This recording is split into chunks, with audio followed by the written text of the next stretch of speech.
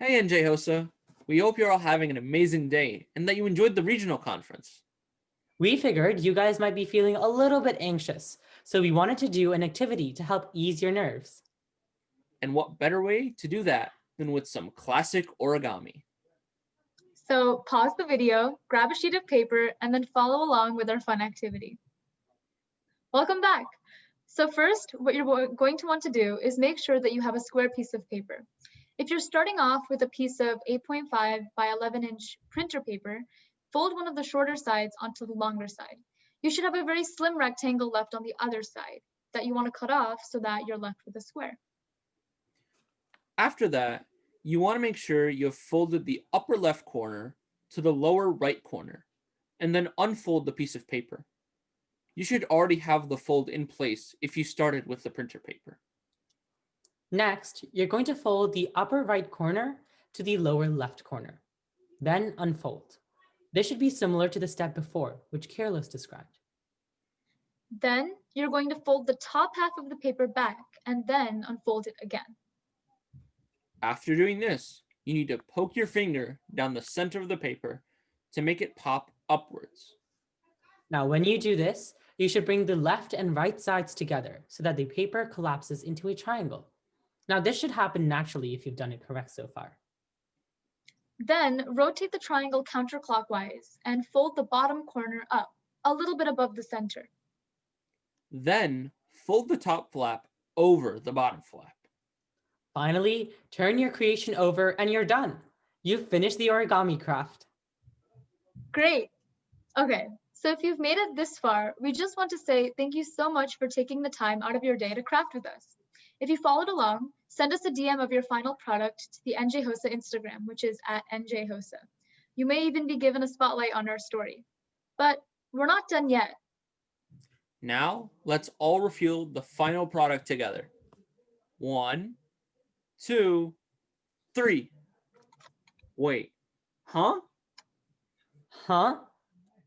Huh? It's supposed to be an origami fish, like mine. And if you haven't figured it out by now, this isn't just an origami session. Even though we can't see all of you through our screens, we're almost positive that everyone on the other side had a different final product. The final origami craft was supposed to be a paper fish, but like we said, most of you are going to have something different. When going through the instructions, we purposely gave no visual aid because we wanted to show you all the importance of one thing: communication. When working with team members, whether it be on your local HOSA board, a school project, or anything for that matter, it's important to ensure that everybody is on the same page. And while this may seem like a very simple concept, it can actually be very difficult at times to accomplish because words can be taken out of context and some people might not understand the point that you are trying to get across. Everybody has a different personality type, with different experiences and different ideas as to how the world works. As a result of this, it is essential to make sure that when you are communicating with others, you do your best to make sure that your message is clear and easily understandable. Exactly. So we want to give you guys 3 simple tips to take back with you from this workshop, not only to your local HOSA chapters, but also to your everyday lives.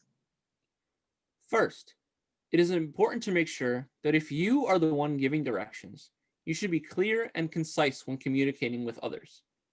Many people like to fall into the trap of going off on funny but unrelated tangents and using elaborate vocabulary to get their point across.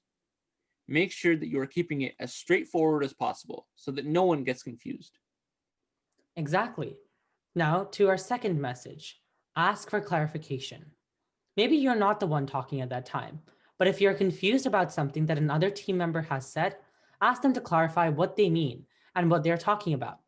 Remember, the team can only be successful if everyone has an understanding of what is going on.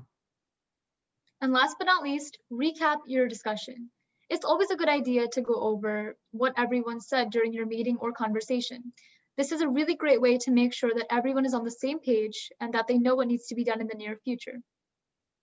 We hope you guys had fun throughout this workshop and that you learned something worthwhile to take back with you.